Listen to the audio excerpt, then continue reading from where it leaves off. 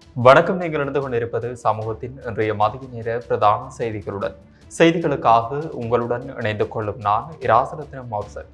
விரிவான செய்திகளுக்குள் செல்லும் முன்னர் முதலில் தலைப்புச் செய்திகள். இலங்கையில் அடுத்த மாதம் முதல் சுழற்சி முறையில் மின்தடை, வெளியான முக்கிய அறிவிப்பு. இலங்கையில் மின் கட்டணம் உயருமா? நாளை வரவுள்ள அறிவிப்பு. 453 வைத்திய பட்டதாரிகளுக்கு நியமனம், விண்ணப்பங்கள் கோரல். இலங்கையில் டிஜிட்டல் அடையாள அட்டை திட்டம் 2 ஆண்டுகளில் முழுமையான மாற்றம். நீர் கட்டணம் அதிகரிக்கப்படுமா? மக்களிடம் விடுக்கப்பட்ட கோரிக்கை. பாடசாலை வகுப்பறைக்குள் கொடூரமாக தாக்கப்பட்ட மாணவன், 3 கைது. மே மாதம் நடுப்பகுதி வரை இலங்கைக்கு ஆபத்து, மக்கள் அவதானம் செயல்படுமாறு அறிவுறுத்தல். இஸ்ரேலிய அமெரிக்க பல்கலைக்கழகங்களை தாக்குவோம், ஈரான் எச்சரிக்கை. கண்டி போலீஸ் நிலையத்தில் கலாட்டா, பெண்ணை தாக்கிய முன்னணி தலைவர் கைது. கடந்த கால அரசுக்கு விளையாட்டு காட்டியது போல எமக்கு காட்ட வேண்டாம், மணல் மாஃபியாக்களுக்கு அமைச்சர் எச்சரிக்கை. அவை எமது தலைப்புச் செய்திகள். இனி தொடர்பென விரிவான செய்திகள். Fourth Monkey Connect coming soon.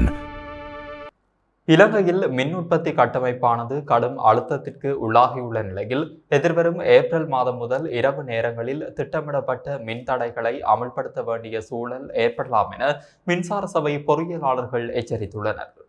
மின்சார விநியோகத்தில் ஏற்பட்டுள்ள நெருக்கடிக்கு பல காரணிகள் ஒன்றாக அமைந்துள்ளதாக தெரிவிக்கப்படுகிறது. பிரதான நீர்மின் தேக்கங்களில் நீர் மட்டம் வேகமாக வீழ்ச்சியடைந்து வருகிறது. ஒரு அலகு டீசல் மின்சாரத்தை உற்பத்தி செய்ய அரசாங்கத்திற்கு சுமார் 90 ரூபாய் செலவாகிறது. மாலை நேர உச்ச பயன்பாட்டு நேரத்தில் நிலவும் 150 மெகாவாட் பற்றாக்குறையை நிவர்த்தி செய்ய தினசரி 36 மில்லியன் ரூபாய் செலவிடப்படுகிறது. மத்திய கிழக்கில் நிலவும் போர் பதற்றங்களால் எரிபொருள் மற்றும் நிலக்கரி இறக்குமதியில் தடைகள் ஏற்பட்டுள்ளதோடு அவற்றின் விலைகளும் உயர்ந்துள்ளன. நுரைச்சோலை மின் நிலையத்தில் நிலக்கரியின் தரம் தொடர்பான சிக்கல்கள் இன்னும் நீடிக்கின்றன. நாடு தழுவிய ரீதியில் பாரிய மின் முறிவுகள் ஏற்படுவதை தவிர்க்க குறுகிய கால சுழற்சி முறையிலான மின்வெட்டுகளே ஒரு தீர்வு என மூத்த பொறியியலாளர் ஒருவர் தெரிவித்துள்ளார். மின் நுகர்வு உச்சத்தில் இருக்கும் இரவு 6 மணி முதல் 10 மணி வரை இந்த மின் தடைகள் ஏற்பட வாய்ப்புள்ளது. மின் கட்டமைப்பில் ஸ்திரத்தன்மையை பேணவும் பராமரிப்பு பணிகளை முன்னெடுக்கவும் இது அவசியமாக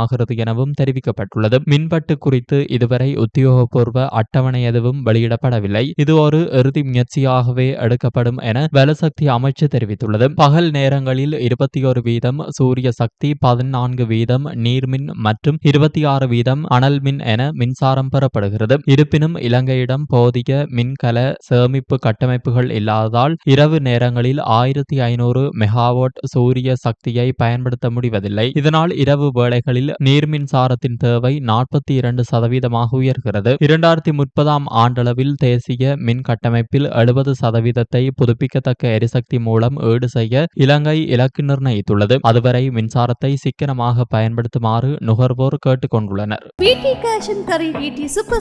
கல்யாணி அன்னபூரணி பிராண்டில் அன்றாட வாழ்க்கையின் அனைத்து பொருட்களையும் ஒரே இடத்தில் பெற்றுக்கொள்ள வீட்டி கேஷன் கரி பாரிஸில் லாட்சப்பல். மின்சார கட்டண திருத்தம் தொடர்பான தனது இறுதி தீர்மானத்தை இலங்கை பொது பயன்பாடுகள் ஆணைக்குழு நாளைய தினம் அறிவிக்க உள்ளது. ஏப்ரல் முதல் ஜூன் வரையிலான காலாண்டிற்கு அனைத்து நுகர்வோர் பிரிவுகளுக்கும் 13.56% கட்டண அதிகரிப்பை நடைமுறைப்படுத்துமாறு இலங்கை மின்சார சபை கோரிக்கை விடுத்துள்ளது. தற்போது நிலவும் கடும் வறட்சி, தரமற்ற நிலக்கரி விநியோகம் மற்றும் மின் உற்பத்திக்காக அதிகளவில் டீசலை சார்ந்திருக்க வேண்டியுள்ளமை போன்ற காரணங்களால் உற்பத்தி செலவு அதிகரித்துள்ளதாக மின்சார சபை தெரிவித்துள்ளது. தற்போது எதிர்பார்க்கப்படும் வருமானத்தை விட செயல்பாட்டு செலவுகளுக்கு மேலதிகமாக 15.8 பில்லியன் ரூபாய் தேவைப்படுவதால் இந்த விலை உயர்வு கோரப்பட்டுள்ளது. இது குறித்து கருத்து தெரிவித்த ஆணைக்குழுவின் தலைவர் பேராசிரியர் லலித் சந்திரலால், மின்சார சபை சமர்ப்பித்துள்ள தரவுகள் தீவிரமாக ஆய்வு செய்யப்பட்டு வருகின்றன. கட்டணத்தை அதிகரிப்பதா அல்லது தற்போதைய நிலையிலேயே பேணுவதா என்பது குறித்து நாளை இறுதி முடிவு எடுக்கப்படும். எனினும் மின்சார சபையின் கடந்த கால கடன்கள் எதுவும் புதிய கட்டண கணிப்பீட்டில் சேர்க்கப்பட மாட்டாது என உறுதியளித்துள்ளார். ஆரம்ப நிலை வைத்திய அதிகாரிகளுக்கான நியமனங்களுக்கு விண்ணப்பங்களை கோருவதற்கு சுகாதார மற்றும் ஊடக அமைச்சு நடவடிக்கை எடுத்துள்ளது. கடந்த ஆண்டு ஜூலை மாதம் 4ஆம் திகதியுடன் தமது உள்ளக பயிற்சியினை வெற்றிகரமாக நிறைவு செய்த 453 மருத்துவ பட்டதாரிகளுக்காக இந்த விண்ணப்பங்கள் கோரப்படுவதாக அமைச்சு தெரிவித்துள்ளது. விண்ணப்பங்களை ஏற்றுக்கொள்வது தற்போது ஆரம்பிக்கப்பட்டுள்ள நிலையில் எதிர்வரும் ஏப்ரல் மாதம் 4ஆம் திகதி நண்பகல் 12 மணி வரை விண்ணப்பங்கள் ஏற்றுக்கொள்ளப்படும் எனவும் குறித்த காலப்பகுதிக்குள் விண்ணப்பங்களை சமர்ப்பிப்பது கட்டாயமானது எனவும் அமைச்சு குறிப்பிட்டுள்ளது. நிர்ணயிக்கப்பட்ட இறுதி திகதிக்கு முன்னதாக விண்ணப்பங்களை சமர்ப்பிக்காத விண்ணப்பதாரர்கள் தொடர்பாக சுகாதார மற்றும் ஊடக அமைச்சு அவ்வித பொறுப்பையும் ஏற்காது என அவ்வமைச்சு வெளியிட்டுள்ள அறிக்கையில் மேலும் தெரிவிக்கப்பட்டுள்ளது. இலங்கையின் தேசிய டிஜிட்டல் அடையாள அட்டை திட்டத்தை கட்டம் கட்டமாக அமல்படுத்துவதற்கு அரசாங்கம் தீர்மானித்துள்ளது. டிஜிட்டல் பொருளாதாரம் தொடர்பான பிரதி அமைச்சர் எராங்க வீரரத்ன இது குறித்து தெரிவிக்கையில், இந்த ஆண்டின் 3வது அல்லது 4வது காலாண்டுக்குள் முதலாவது டிஜிட்டல் அடையாள அட்டைகளை வழங்க திட்டமிட்டுள்ளதாக தெரிவித்தார். அடுத்த 2 ஆண்டுகளுக்குள் நாடு தழுவிய ரீதியில் அனைத்து தேசிய அடையாள அட்டைதாரர்களையும் மீள பதிவு செய்து நவீன அடையாள அட்டை கட்டமைப்பை உருவாக்க இலக்கு நிர்ணயிக்கப்பட்டுள்ளதாகவும் குறிப்பிட்டார். புதிய டிஜிட்டல் அடையாள அட்டையானது நவீன பாதுகாப்பு அம்சங்களை கொண்டிருக்கும். அடையாளங்கள் போன்ற பயோமெட்ரிக் தரவுகள் என்கிரிப்ஷன் முறையில் பாதுகாக்கப்படும். இதன் மூலம் வங்கி சேவைகள், நலமுறை திட்டங்கள் மற்றும் உத்தியோகபூர்வ ஆவணங்களுக்காக அரசாங்க அலுவலகங்களுக்கு நேரில் செல்ல வேண்டிய அவசியம் குறையும். தொலைவில் இருந்தே அடையாளத்தை உறுதிப்படுத்த முடியும். ஒரேடியாக பழைய முறையை மாற்றாமல் ஒரு குறிப்பிட்ட காலத்திற்கு டிஜிட்டல் அடையாள அட்டைகளும் தற்போதைய சாதாரண அடையாள அட்டைகளும் இணையாக செல்ல அனுமதிக்கப்படும். இது பொதுமக்களின் சேவைகளில் எவ்வித தடங்களும் ஏற்படாமல் இருப்பதை உறுதி செய்யும் என பிரதி அமைச்சர் வீரரத்ன சுட்டிக்காட்டியுள்ளார். நீர் கட்டணங்களை அதிகரிப்பது தொடர்பில் எந்தவித தீர்மானமும் எடுக்கப்படவில்லை என தேசிய நீர் வளங்கள் மற்றும் வடிகாலமைப்பு சபையின் தலைவர் சந்தன பண்டார தெரிவித்துள்ளார். வழக்கமாக வருடத்தில் 2 முறை மட்டுமே கட்டண திருத்தங்கள் குறித்து ஆராயப்படும் என அவர் குறிப்பிட்டுள்ளார். எதிர்கால தேவைகளை கருத்தில் கொண்டு அம்பத்தலையில் மேலதிகமாக 50,000 கனமீட்டர் உற்பத்தி நிலையமும், கழுகங்கை திட்டத்தின் கீழ் 136,000 கனமீட்டர் நிலையமும் அமைக்கப்பட உள்ளன. வறட்சி நீடித்தால் நீர் விநியோகத்தை குறைக்க வேண்டிய கட்டாயம் ஏற்படலாம். தோட்டங்களுக்கு நீர் பாய்ச்சுதல் மற்றும் வாகனங்களை கழுவுதல் போன்ற அத்தியாவசியமற்ற தேவைகளுக்கு நீரை பயன்படுத்துவதை தவிர்த்து சிக்கனமாக பயன்படுத்துமாறு நீர் வளங்கள் மற்றும் வடிகாலமைப்பு சபையின் தலைவர் சந்தன பண்டார பொதுமக்களிடம் கோரியுள்ளார். ஹட்டன் பகுதியில் உள்ள பிரதான பாடசாலை ஒன்றில் வகுப்பறைக்குள் வைத்து மாணவர் ஒருவரை தாக்கிய மூவர் நேற்று கைது செய்யப்பட்டுள்ளதாக ஹட்டன் தலைமையக போலீசார் தெரிவித்தனர். இந்த சம்பவம் தொடர்பாக 2 மாணவர்கள் மற்றும் ஒரு பழைய மாணவர் உட்பட 3 கைது செய்யப்பட்டுள்ளனர். தாக்குதலுக்குள்ளான மாணவன் சிகிச்சைகளுக்காக டிகோயா ஆதார வைத்தியசாலையில் அனுமதிக்கப்பட்டுள்ளார். சம்பவம் தொடர்பில் மேலும் தெரிய வருகையில், சுமார் 3 வாரங்களுக்கு முன்னர் குறித்த பாடசாலையில் 10ஆம் தரத்தில் கல்வி பயிலும் இருதரப்பு மாணவர்களுக்கிடையே மோதல் ஏற்பட்டுள்ளது. பாடசாலை மட்டத்தில் இந்த சம்பவம் ஆரம்பத்தில் சமரசம் செய்யப்பட்ட போதிலும் தாக்குதல் நடத்தப்படும் காணொளி சமூக வலைதளங்களில் பரவியதை அடுத்து பாதிக்கப்பட்ட மாணவனின் தாயார் நேற்று பிற்பகல் ஹட்டன் போலீசில் முறைப்பாடு செய்துள்ளார். இந்த முறைப்பாட்டின் அடிப்படையில் விசாரணைகளை மேற்கொண்ட போலீசார் தாக்குதல் நடத்தியதாக கூறப்படும் 2 மாணவர்கள் மற்றும் ஒரு பழைய மாணவரை சந்தேகத்தின் பேரில் கைது செய்துள்ளனர். கைது செய்யப்பட்ட சந்தேக நபர்கள் 3 இன்று ஹட்டன் நீதவான் நீதிமன்றத்தில் முன்னிலைப்படுத்தப்பட உள்ளனர். நீதவானின் ஊடாக அவர்களை பெற்றோரிடம் ஒப்படைக்க நடவடிக்கை எடுக்கப்படும் என போலீசார் மேலும் தெரிவித்தனர். வெப்பச்சுட்டனின் தாக்கத்தினால் நாடு முழுவதிலும் மனித உடலினால் அதிகரித்த வெப்பநிலை உணரப்படுகிறது. அதாவது மனித உடலில் குறிப்பிடத்தக்க அளவு தாக்கத்தை ஏற்படுத்துவது வெப்பச்சுட்டன் ஆகும். இது சாரீரப்பதன் மற்றும் வெப்பநிலை இரண்டிற்கும் இடையிலான தொடர்பாகும். இதை ஒரு அதிகரித்த வெப்பநிலை என கருத முடியாது என வளிமண்டலவியல் திணைக்களம் தெரிவித்துள்ளது. வெப்பத்தாக்கமானது சூரியனின் அதிகரித்த வெப்பநிலையை குறிக்கும். பொதுவாக வெப்பமானது 40 பாகை செல்சியஸிலும் அதிகரிக்கும் போதே வெப்பத்தாக்கம் ஏற்படுகிறது. இலங்கையை பொறுத்தவரையில் தற்போது 36-37 பாகை செல்சியஸ் அளவில் வெப்பம் அதிகரித்து காணப்படுகிறது. இந்தியாவை போன்று 40 பாகை செல்சியஸிலும் கூடிய அளவில் வெப்பம் அதிகரிக்கக்கூடிய சாத்தியம் குறைவு. ஏனெனில் இலங்கை 4 பக்கங்களிலும் கடலால் சூழப்பட்ட ஒரு தீவாக காணப்படுவதாலும், இலங்கையை சூழ ஏறக்குறைய 103 ஆறுகள் பாய்வதாலும், அத்துடன் அத்துடன் இயற்கை தாவர போர்வையை கொண்டிருப்பதாலும் மேலும் உயர் மலை பிரதேசங்களில் வெப்ப நழுவு வீதம் தாக்கம் செலுத்துவதனாலும் இந்தியாவை போலல்லாது ஓரளவு அதிகரித்த வெப்பநிலை காணப்படும். இந்த வெப்பநிலை அதிகரிப்பானது மே மாதம் நடுப்பகுதியுடன் குறைவடையும். ஏனெனில் மே மாதம் முதல் தென்மேல் பருவப்பெயர்ச்சி காலநிலை ஆரம்பமாகும். தற்போது நாட்டில் நிலவிக் கொண்டிருப்பது இடைப்பருவ பெயர்ச்சி காலநிலை. ஏப்ரல் மாதமளவில் சூரியன் இலங்கைக்கு மேலாக உச்சம் கொடுப்பதனாலும் அதிகரித்த வெப்பநிலை காணப்படும். இவ்வாறான சூழ்நிலைகளில் மக்கள் அவதானமாக செயல்படுவது, அதாவது வெப்பத்தினால் ஏற்படும் நீர் இழப்பை தவிர்த்து கொள்ள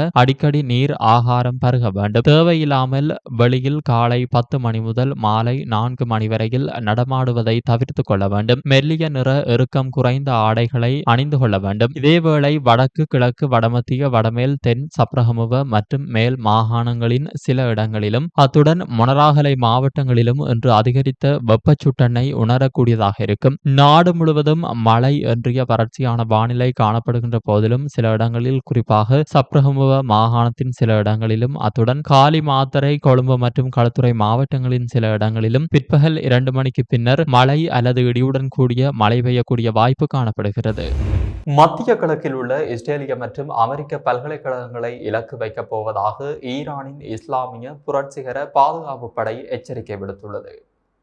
ஈரானின் டெஹ்ரானில் அமைந்துள்ள அறிவியல் மற்றும் தொழில்நுட்ப பல்கலைக்கழகத்தின் மீது தாக்குதல் நடத்தப்பட்டதை தொடர்ந்து இந்த எச்சரிக்கை விடுக்கப்பட்டுள்ளது. இதன்படி பிராந்தியத்தில் உள்ள அனைத்து பல்கலைக்கழகங்களும் சட்டபூர்வமான இலக்குகளாக கருதப்படும் என அவர்கள் அறிவித்துள்ளனர். மத்திய கிழக்கில் உள்ள அமெரிக்க பல்கலைக்கழகங்களின் அனைத்து பணியாளர்களும், மாணவர்கள் மற்றும் அண்மித்த பகுதிகளில் வசிப்பவர்கள் அந்த இடங்களை விட்டு வெளியேறுமாறு ஈரானிய இஸ்லாமிய புரட்சிகர பாதுகாப்பு படை அறிவுறுத்தியுள்ளது. பிராந்தியத்தில் உள்ள அமெரிக்க நிறுவனங்கள் மீதான தாக்குதல்களை தவிர்ப்பதற்கு ஈரான் பல்கலைக்கழகங்கள் மீதான குண்டு தாக்குதல்களை அமெரிக்கா கண்டிக்க வேண்டும் என வலியுறுத்தப்பட்டுள்ளது. இந்த கண்டனத்தை மார்ச் மாதம் 30ஆம் தேதி ஈரான் நேரப்படி நண்பகல் 12 மணிக்கு முன்னதாக அமெரிக்கா தெரிவிக்க வேண்டும் எனவும் ஈரானிய புரட்சிகர பாதுகாப்பு படை அறிவுறுத்தியுள்ளதாக சர்வதேச ஊடக தகவல்கள் தெரிவிக்கின்றன.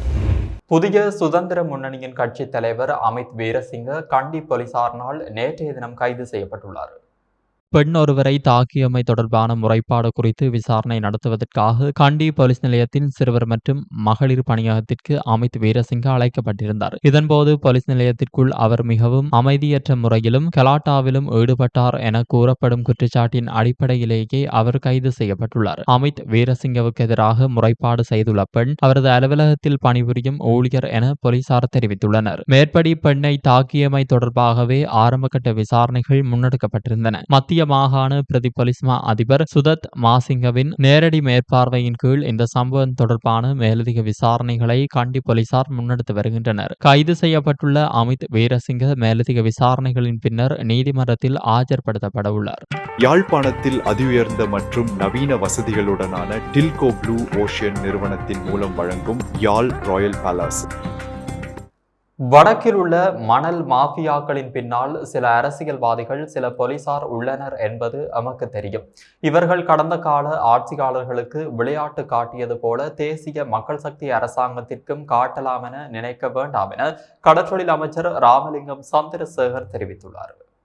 வடக்கு மாகாணத்தில் சட்டவிரோத கனிய வள அகழ்வு மற்றும் விநியோகத்தை கட்டுப்படுத்துவது தொடர்பாக வடமாகாண ஆளுநர் அலுவலகத்தில் நேற்றைய தினமிரவு இடம்பெற்ற அவசர விசேட உயர்மட்ட கலந்துரையாடலின் பின்னர் ஊடகங்களுக்கு கருத்து தெரிவிக்கும் போதே இவ்வாறு தெரிவித்தார். மேலும் தெரிவிக்கையில், மணல் கொள்ளையர்களிடம் இருந்து நமது வளங்களை பாதுகாக்க வேண்டும். அண்மைய நாட்களில் மணல் கொள்ளையர்களினால் 6 உயிர்கள் காவு வாங்கப்பட்டுள்ளது. இன்று ஒரு போலீஸ் உத்தியோகத்தரின் உயிரை கூட காவு வாங்கியுள்ளனர். இது ஆட்டை மாட்டை கடிச்ச கதையாக போலீஸ் உத்தியோகத்தரின் உயிரை பறிக்கும் அளவுக்கு சென்றுள்ளனர். இவர்களுக்கு எதிராக கடுமையான நடவடிக்கை எடுக்கப்படும். மணல் விநியோகத்தை ஒழுங்குபடுத்தி அனுமதி பத்திரங்கள் வழங்குவதன் ஊடாக ஒரு கியூப் மண் 7500 ரூபாவுக்கு வழங்க முடியும். அதனால் ஒரு டிப்பர் மண் 23,000க்கு பெற முடியும். யாழ்ப்பாணத்திற்கு அதனை கொண்டு வருவதற்கான போக்குவரத்து செலவுகள் உள்ளிட்ட செலவுகளை கணித்தால் சுமார் 55,000 தொடக்கம் 65,000க்கும் மண்ணை விநியோகிக்க முடியும். சட்டவிரோதமாக மணலை விற்பனை செய்யும் மணல் மாஃபியாக்கள் ஒரு டிப்பர் மண்ணை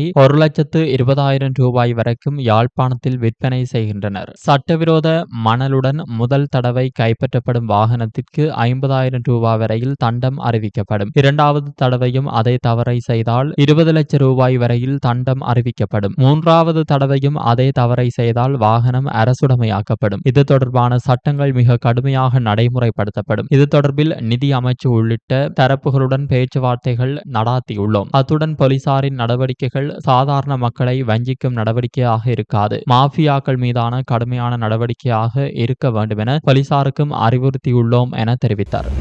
சீதுவை விஜயகுமாரதுங்க நினைவு வைத்தியசாலையின் தற்போதைய நிலைமை மற்றும் அதன் எதிர்கால அபிவிருத்தி திட்டங்கள் குறித்து ஆராயும் விசேட கலந்துரையாடல் ஒன்று முன்னாள் ஜனாதிபதி சந்திரிகா பண்டாரநாயக்க குமாரதுங்க மற்றும் சுகாதார அமைச்சர் கலாநிதி நலிந்த ஜெயதிச ஆகியோருக்கிடையில் நடைபெற்றது.